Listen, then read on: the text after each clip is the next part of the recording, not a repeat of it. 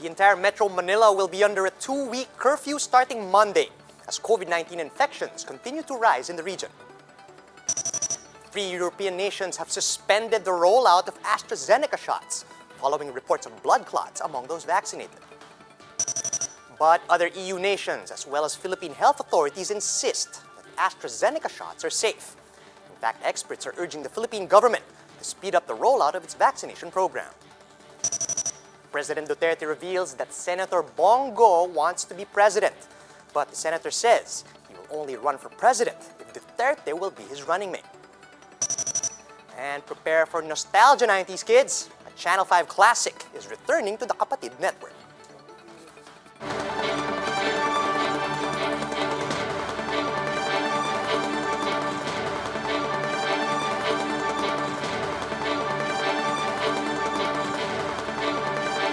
Fast, focused, and fearless. Here's everything you need to know as you jumpstart your day. I'm Charles Lejano. Starting today's newscast with curfew hours making a comeback in Metro Manila.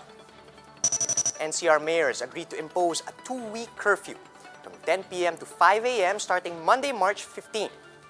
In a press conference, MMDA Chairman Benjamin Abalos says local chief executives agreed with this measure to combat the alarming surge of cases in the region.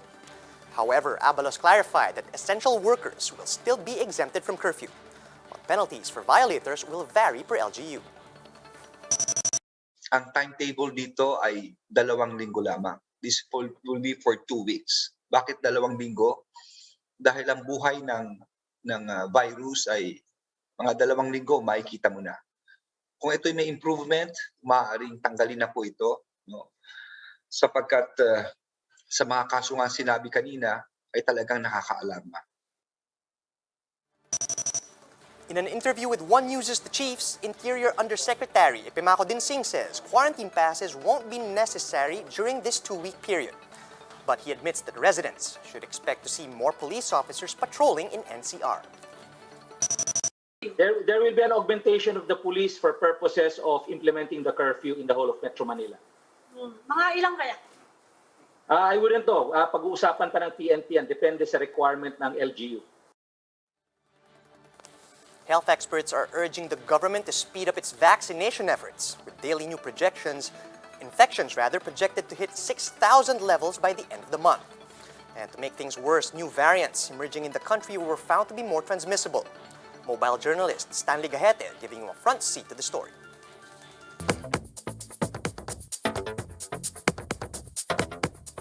For COVID survivor Myra, the long wait is over. Vaccinations have started, and while she is not yet in line for the shots, at least the line has started to move. Pero that time, grabe din yung discrimination nun. Tapos sobrang down ko nun kasi ang dami-daming pwedeng magka-COVID. Ikaw pa. But it's a race against time. Vaccinations are off to a slow start, while the COVID numbers have again begun to surge. Sa off report namin, we projected na kapag walang measures na gagawin, NCR is projected to have 2,000 new cases per day by March 21 and 3,000 new cases per day by March 31. While the nationwide number is projected to have 5,000 to 6,000 new cases per day by the end of March. The emergence of new and more infectious variants are also alarming. A full vaccine rollout is not expected until the third quarter. All of the 3 new variants are 60 to 70% more transmissible. That can also increase the possibility of surges of cases. The government should fast-track the rollout of vaccination so that will be less of the local transmission. The problem, Dr. Solante says, is that the more the infection spreads, the more the virus mutates, and the more variants we will have to face. Solante says for ordinary Filipinos, the real fight begins at home and the workplace. For that variant not to mutate further and not to spread further, is to really implement strictly the minimum health protocol. And for all the criticisms of the government's vaccination program, Solante says Filipinos can help just by getting the jobs as soon as they become available. We should not worry of how long the vaccine will work. What we should worry is how long we can vaccinate 50 million. While various vaccines are now coming in the country to help us fight the coronavirus, the health department says to the public, don't be relaxed. The need to strictly enforce minimum health protocols should always be practiced to be able to lower the infection rates and reduce the mutations of the virus. Stanley Gate, We Are One News. NITAG advises the public not to be too picky with vaccines, saying all brands available in the country are safe and effective. For one, field epidemiologist Dr. Maria Consorcio Lim Quizon says there are no conclusive results yet from clinical trials that test the effectiveness of vaccines against COVID variants. Since vaccine trials in various countries are yielding different results, Lim Quizon said we should wait for international organizations like the WHO to release general guidelines. But for now, she says getting vaccinated is still one of our best weapons against contracting the virus. The fact remains na yung panandata natin para wag mag-transmit ng disease is still the same. Number one, yung mga precautionary measures natin para protektahan natin ang sarili natin. At number two, itong mga bakuna na papasok sa bansa natin, kahit na may mga preliminary studies na maybe one is not 100% effective against the other in this variant, the fact remains na yan ang sandata natin na available as of the moment. So pwede nating gamitin ang mga bakuna na yan in whatever variant it is. NTF Special Advisor Ted Herbosa agrees with the sentiment, saying the government is already trying to ramp up its vaccination efforts. But if the situation gets worse before more vaccines arrive, Herbosa says there are other interventions that the government could do, short of a hard lockdown, which he says would be detrimental to the economy. The idea should be more meticulous, localized lockdowns, which are being implemented by some of our local chief executives, and more stringent application of the rules of minimum public health standards. So you heard the police saying no more public display of affection, etc. And that means follow the social distancing protocols being advocated by the Department of Health.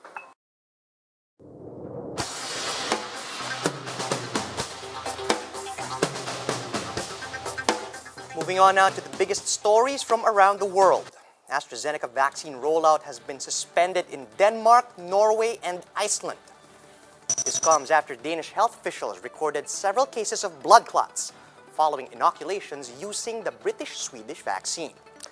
A 60-year-old woman experienced the alleged adverse reaction and died. However, the Danish government insists that the 2-week suspension is only a precautionary measure while they're investigating the incidents. Der er ikke lavet en konklusion om, at det er vaccinens skyld. Og den europæiske lægemiddelagentur var meget klar med også at sige, at det her skal undersøges nøjere. Det kan være en tilfældighed. Der er rigtig mange, der bliver vaccineret. I Danmark er det over 140.000, der har fået vaccinen. Så alene det vil gøre, at der kan være tilfældige ting, som ellers ville ske, også selvom folk ikke var blevet vaccineret, som så popper op og bliver fanget i vores overvågning. On the other hand, Germany, France, and the United Kingdom see no reason to halt their AstraZeneca vaccine rollout. German officials have said that vaccine batches received by the country are different from Denmark's, so they will continue with the inoculations. French health officials have said that they have yet to experience large-scale adverse reactions from using AstraZeneca, while Britain insists their vaccine is safe. On AstraZeneca, look, I'm aware of the situation here. We've done all of the regulatory tests in the UK. We're very confident that it's safe to take the vaccine. But we also know, and we had this throughout the trials, that you have to follow the process in each country on safety, and we obviously respect the Norwegian approach. Back to the home front, PNP chief Dibold Sinas has tested positive for COVID-19. PNP spokesperson Brandy Osana says Sinas is asymptomatic and is still waiting for the results of his confirmatory test. Osana adds that the PNP chief is okay and is currently in isolation. Sinas took a swab test for his supposed trip to Palawan today. President Rodrigo Duterte says his former aide and now Senator Bongo has dreams of becoming president. During the groundbreaking ceremonies of the new port operations building in the port of Dumaguete, Duterte said it was Bongo who asked the president to make the announcement himself. Ito ba si Senator Bongo? Pababa kami sa aeroplano. Sabi niya na, "Sir, may hingin sana ako sa iyo ng pabor." Sabi ko, "Ano?" Sabi niya, medyo it leaves a bad taste in the mouth, malayo pa, pero ikaw na lang ang magsabi sa kanila. Sabihin ko, ang totoo talaga, isang bagay lang, sabihin daw sa inyo, gusto niya maging presidente.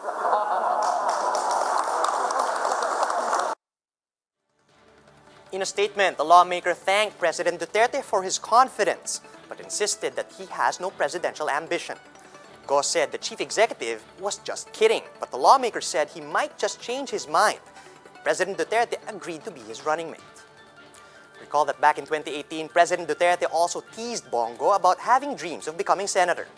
Go also vehemently denied the claim until the 2019 elections rolled around and Duterte's so-called joke proved accurate. But for FEU Law Dean Mel Santamaria, reminds Bongo that President Duterte will not be eligible for any re-election. Santamaria pointed out that the 1987 Constitution prohibits any re-election of the Philippine president. He adds that such prohibition was included in the charter to prevent history from repeating itself.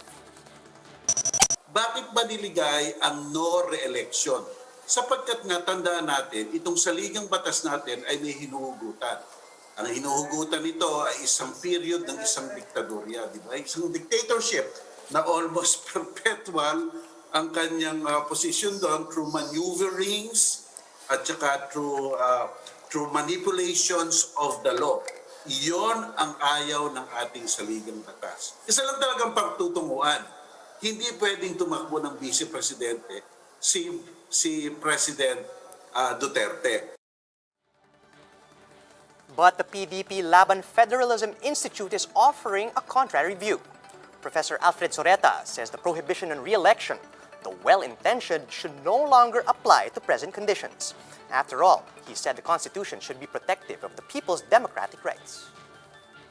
We should also not discount the fact that the 1987 Constitution is a democratic instrument. At kung gustuhin ng taong bayan kung sinong ihalal nila, I think we should not deprive the citizens their right to do so. Dahil ang aking palagay, karapatan ng taong bayan ang ihalal kung sinong gusto nila, regardless whether this is not a popular opinion or what, and the prohibition on the election actually deprives citizens of that particular right.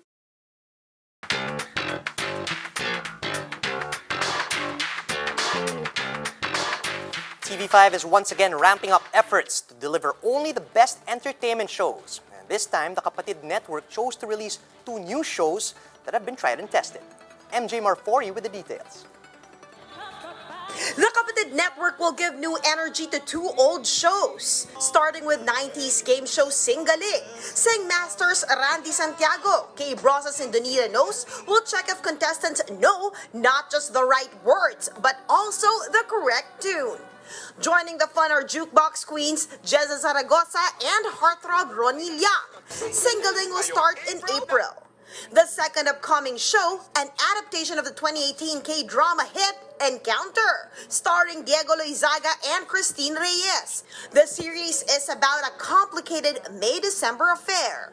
This will be Diego's first major project since his 2-year hiatus. I can say that it was long enough and I'm ready to work again.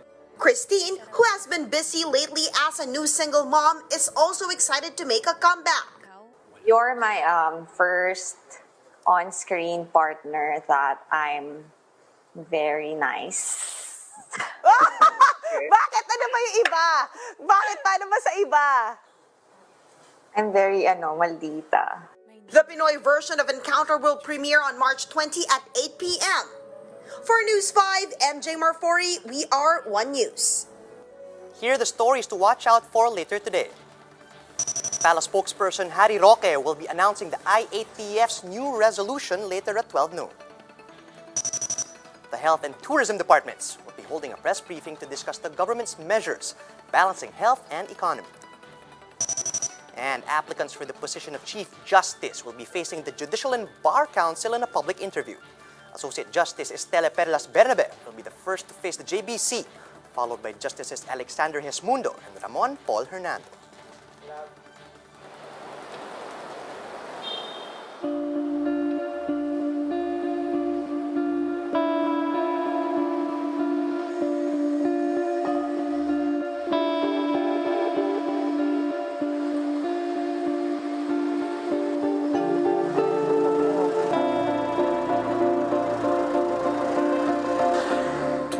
In quarantine. 12 months of battling the coronavirus. 12 months of living in a new normal. This March 14, One News brings together the people who helped shape the way we live in the year of pandemic. How have we managed? What we may have missed? Where are we headed? Some of the country's leading voices in the scientific and business communities face the nation as the Philippines balances public health and economy. Kumusta na ba tayo? A town hall in the time of pandemic. Moderated by Robbie Alampay and Cheryl Cosim. Join us live March 14, Sunday. We are One News.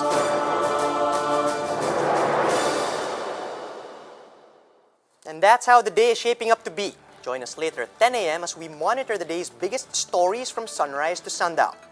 You can also catch One News on Signal Play. Just register for a free account at www.signalplay.com and stream One News live anytime, anywhere. I'm Charles Lejano. Mask on, wash hands, and stay safe, Philippines. We are One News.